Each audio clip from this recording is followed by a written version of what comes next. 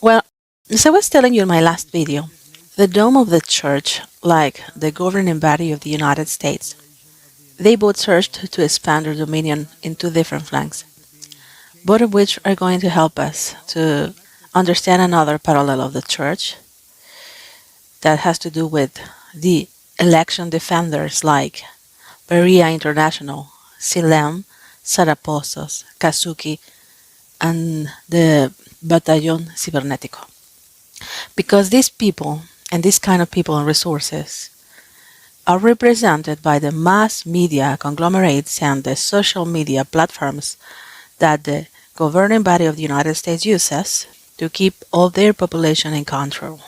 They use these platforms to disseminate their doctrine, their ideas, their convictions, and they need to do this to make people have a sense of security and belonging to them, to the church, to the country.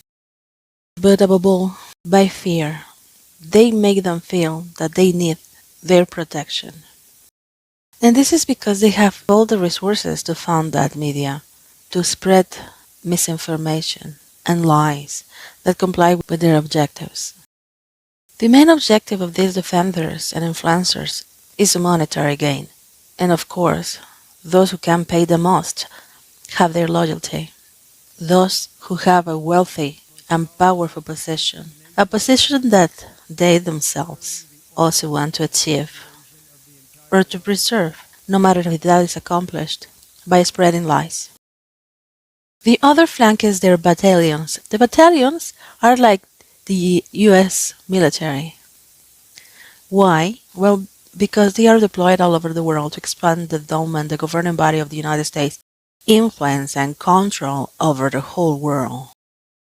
They managed to do this by motivating their youth with heroic speeches to sacrifice themselves for the greater good. So naive, because they are sacrificing themselves to increase the wealth and power of few. And I myself fell for it, I must admit. They are being exploited, used, and sacrificed to fulfill the economic hatred of few men and to help them to preserve their privileged positions.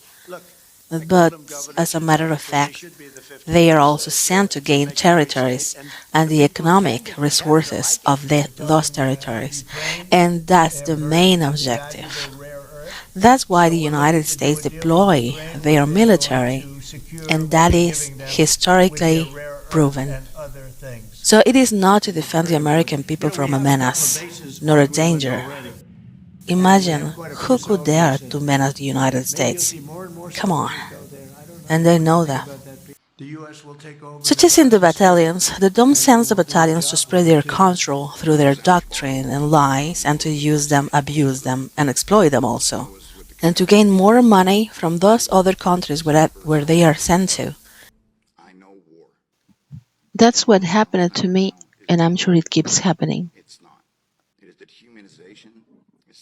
But when they get old or hurted, physical or mentally unhealthy, when they aren't needed anymore, they are just let down, abandoned, like the United States government is doing with them right now. So it's the same. They only send people to have a greater monetary gain and economic resources. And they get rid of them whenever they stop fulfilling their purposes. Then they just become only a heavy load. Nation idolaters. Those brothers and sisters that believe that Nation is perfect and only he can save them. They are represented by the people that supports the Make America Great Again movement.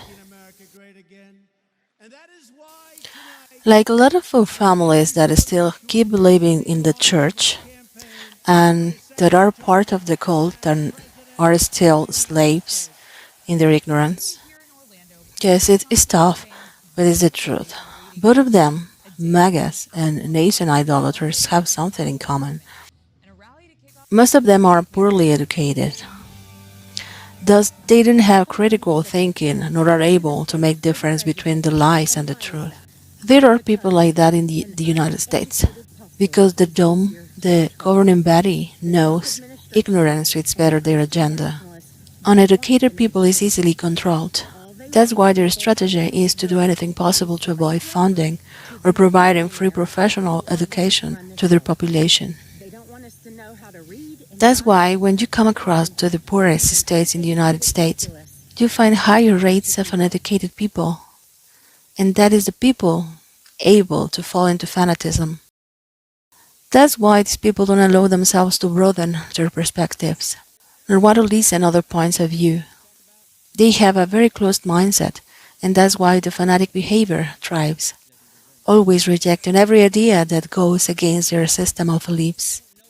Yes, like those brothers and sisters that still preserve their loyalty to the dominant church. There are American people that still live in this gaslighting and manipulation, that are unable to free themselves from the lies, living in a bubble of delusion. They still believe that there are men that are higher than others, super powerful and brilliant men that can save them from their difficult situation. Men that they believe are wise enough to solve their problems because they are supposed to be set by God. People like that are still misled by the mainstream media conglomerates. People whom worship, they worship their leaders like in a religious cult. These kind of people still believe that they cannot do it by themselves. They need a leader who can save them because they don't feel confident enough to fight for their salvation or welfare. Thus, they are completely confident that just one man, one person, can save them from their problems. And even worse, when they have caught their leader saying several lies, that hasn't been enough to stop believing and trusting in them.